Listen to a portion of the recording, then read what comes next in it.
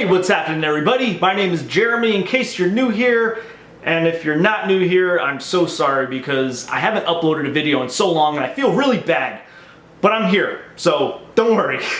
But today in this video, I'm going to be covering 5 GoPro tips. This is going to be part 2. If you haven't seen part 1 yet, go watch it because it's amazing. The reason why I know it's amazing is because it hit 200,000 views, so I'm hoping this video can hit 400, 500,000 views. But in part 1, what I talked about was, possibly doing a giveaway of this hat. So I was thinking, this is part 2. Why don't I do the giveaway in this video? It makes sense. So, if you want to enter this giveaway to get this GoPro hat that you cannot get anywhere, you can't buy this hat. You can only get it directly from GoPro. So, to enter, subscribe to my channel. If you are already, thank you. Like this video, that's the second rule. And the third rule is to just say, I want the hat. You can also say, this video was amazing, it really helped me, but at the end of that, if you want to enter this giveaway, you have to say, I want the hat. But yeah, it's simple rules. I mean, I'm giving you guys a GoPro hat. It's amazing. I'm showing my appreciation back to you guys for all your amazing support. So yeah, let's get into this video for 5 GoPro tips, part 2. Okay, let's see here. Tip number 1. So basically, my main fear when it comes to GoPros is losing my GoPro. So what I did last year, I think it was last year, I printed myself some QR codes to print on the back. This was just a test, and basically if you scan that, I'm not sure if you can, I'll leave it there for a second, but if you do, I think it takes you to my Instagram page. So if you lose your GoPro and you have your QR code on there, you can link your email address, your website, your Instagram, or whatever. If somebody finds it and they're generous enough to respond to your QR code, they'll give it back to you. Now, another way to do this, if you don't want to go and print stuff, you could just get a label and just write it however you want. Put an email address or whatever. The other way is on the SD card, right on the root, put a notepad file. Put your email address, put your website, your contact information, your phone number maybe, and if somebody finds your GoPro, they might plug it into their computer, see that notepad file, and hopefully give it back to you. Now, the one problem with the SD card, contact information is every time you reformat your card, you're gonna have to put that notepad file back into the SD card. So you figure out which way is easier for you. It's better to be safe than sorry. All right, let's get on to tip number 2. Actually, let me go back to tip number 1. If you have the GoPro Hero 4 Silver Edition, you have the screen on the back. And I'm just gonna assume that if you lose your GoPro, it's probably gonna be in the waterproof case. So if you want to do the QR code method, put it on the inside of the waterproof case, and you'll be able to do that way because you have the screen there. You don't want to put the sticker on the screen, obviously. That doesn't make sense. Okay, so now let's get to tip number 2. So this next tip I actually covered when I first started doing my GoPro tutorial videos, but I feel like I have more of a bigger audience now, so it makes more sense to just cover it again. But it has to do with converting your 4:3 aspect ratio modes to super view. So I personally don't like to shoot in super view all the time. It's just too wide, but sometimes it's like, damn, I wish I used that mode because then I would be able to capture this whole, thing that I wanted to capture. So the mode that I normally stick to is 1440p mode. I always use it, and then I would, in editing, I would just crop it down to a 1920 by 1080 video, project. But if I want to convert 1440p to super view, I can do that. So it's pretty awesome. So the way you do it is just like this. Okay, so there's actually 2 ways to do this. I'm going to show you the harder way, which is also not the most complete way unless you're on a Mac, but I'm using Windows and this is Adobe Premiere Pro CS6. I have my clip on the timeline. I'm going to hit the escape button here. I don't care about this. I'm going to X out. So this project file is a 1920 by 1080. That's what my sequence is. So that's why it's stretched out here. But now if I right click on this and go to scale to frame size, it's going to bring it to the 4:3 aspect ratio. Remember, this is 1440p mode. So the next thing to do is go to motion, top left here, click uniform scale. You want to uncheck it. We want to go to 71. We want to go to 134 about. Yeah, 134, and that should be fine. So yeah, that's really all there is to it, to stretch it from a 4:3 to a 16:9 aspect ratio. Now, like I said, this is not the best way to do this because you could see I look like a munchkin on skis. So I'm going to put in the description the full tutorial to do this, but remember, you have to be on a Mac.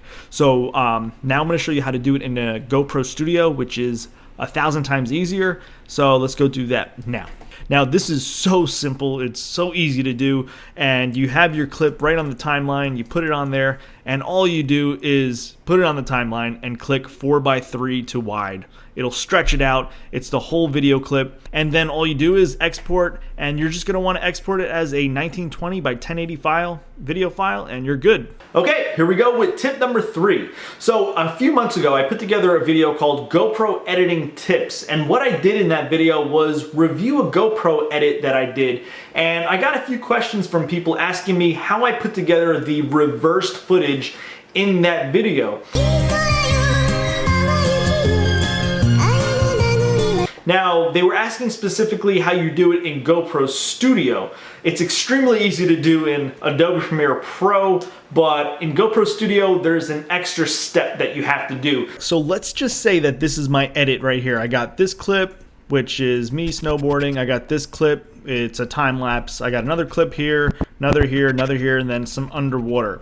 So if I wanted to reverse this whole thing, what I would have to do, starting at this point, I would have to basically, double this clip. I would put this here, and then I would go with this clip here and put this here, and so on and so on and so on. So imagine you have like 100 of these, right? You don't want to do that, right? Because after you add your 100 clips or whatever it is, you have to reverse it. So what you would do is go here to reverse, and then you have to do each and every single one is reverse each and every single one after that. What I did in my video, I played it back really quick at possibly like 1,000. So you'd have to do 2 steps. You'd have to first of all reverse the clip and then add the 1,000 there, right? Instead of doing that, why not export your edit as it is like this and then import it back. I have it right here, this whole edit. It's called reverse test, and just click reverse on that and make it 1,000.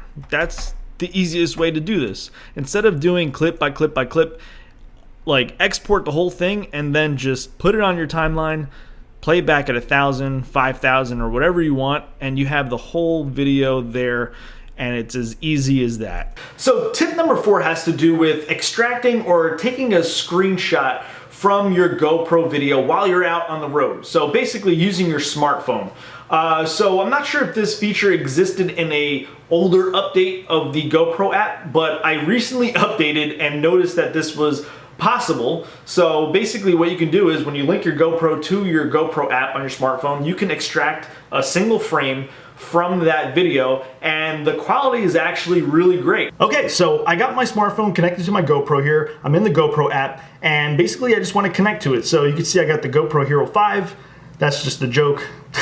It's not the Hero 5. We're gonna go to media, and I just shot this clip here. So you wanna shoot higher than 30 frames per second. Ideally 48 or 60, and you'll get the best possible quality out of your still image. So this is the clip I just shot. I'm gonna play it back just to show you. So I got my video here, and I wanna take a screenshot of this. So I'm gonna pause it on that. I want a screenshot of that for some reason. So I'm gonna hit this button. It's really simple. I'm gonna hit that. It's gonna extract that one image. It says grab photo. And the other cool thing is if you don't like this specific one, you can go to the next frame. So this is why I'm saying if you shoot at a higher frame rate, you'll get a clear picture. It won't be blurry, and you can pick the right one that you want. So I'm gonna go with this one and just click save, and bam. That's really all there is to it. Now, if you don't want to use your smartphone and you have access to a computer, you could do this same exact thing. So I'm going to open up Media Player Classic here. It's really simple, just file and then save image, and you could do it that way. Now, if you don't have Media Player Classic, you most likely have VLC Player. So I'm going to open it up in VLC Player and go to Video and do Take Snapshot. and usually the default is going to save into your documents and then picture folder.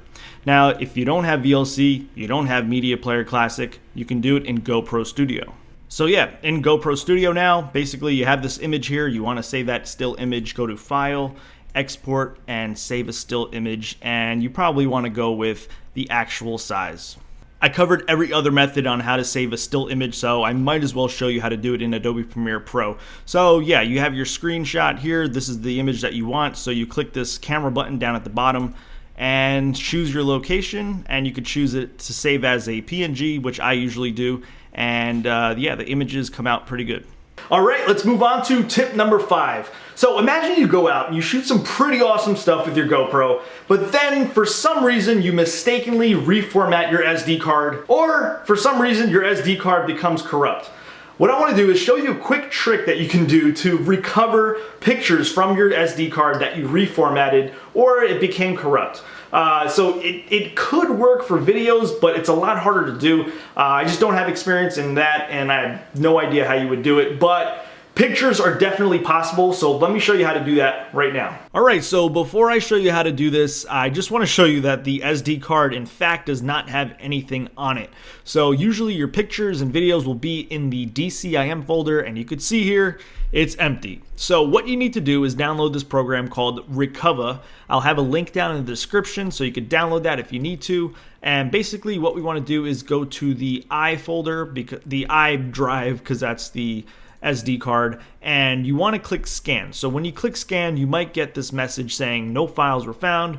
Would you like to scan again with the deep scan enabled? You want to do that. So you click yes, and this is going to take a really long time, anywhere from a half an hour to 3 hours. So I'm going to let this run and see if it can in fact recover my files. Alright, so it's been about 3 hours. This took forever, but it was able to recover about 500 different files from the SD card. It's pretty crazy. Now, like I said before, it's not going to work that well for video files, but for your images, it's going to work like 100%. You're definitely going to be able to get your pictures back. But for videos, it's a little tricky. But so basically, these are all the pictures and video files and everything that was able to be recovered. So I'm just going to try to do a few here, a few JPEGs from the other day. Look at my beautiful face. So yeah, I was landboarding. So I'm just going to choose a few here just to see if I could actually recover it. I'm going to hit recover and save it to my location in the recovered folder. Click OK. I'm going to jump over to the recovered folder, and you see them slowly starting to come up. So it's pretty awesome that, you know, if you lose your, if you accidentally reformat your card or it gets corrupt, there's the possibility that you can get them back. And that's gonna be it for the 5 GoPro tips. I really hope you guys found them helpful. And remember, for the giveaway, you gotta make sure that you're subscribed, you like the video, and you leave a comment saying, I want the hat. Now, I'm going to choose a winner within the next few weeks. I'm going to let it run for a couple weeks. Once I choose a winner, I'm going to reply back to your comment. You need to respond within 24 hours. If you don't, I'm going to have to choose another winner. If the second winner doesn't respond, I'm going to keep going until somebody responds back to me. I'm going to ship worldwide, so it's open to everyone. Anyway, that's the end of this video. I hope you guys found it helpful, and I will see you in my next video. It could be yours.